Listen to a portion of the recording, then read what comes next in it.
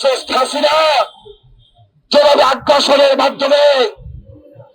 ভারতীয় আগ্রাসনের মধ্যে দিয়ে আমাদের মুখকে বন্ধ করে দিয়েছিল, আমাদের বাক্যকে বন্ধ করে দিয়েছিল, আমাদের মতামতকে বন্ধ করে দিয়েছিল, আমাদের দেশের উপর অত্যাচার নির্যাতন করে আমাদেরকে রুখে দিতে চেয়েছিল, আমাদের গণতন্ত্রকে ধ্বংস করে দিয়েছিল। আজকে আমরা যেভাবে ঐক্যবদ্ধ হয়েছি, যেভাবে আমরা বাংলাদেশের মানুষ ফ্যাসিস্টের বিরুদ্ধে লড়াই সংগ্রামকে অবতীর্ণ হয়ে বাংলাদেশের গণতান্ত্রিক ধারাকে অব্যাহত রেখেছি, এইভাবে গোটা দুনিয়ায় সবাই যদি জুলুমের বিরুদ্ধে, অত্যাচারের বিরুদ্ধে,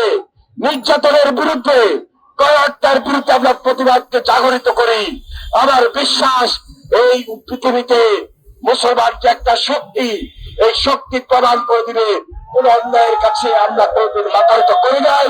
ভবিষ্যতে মাথা নত করবো না।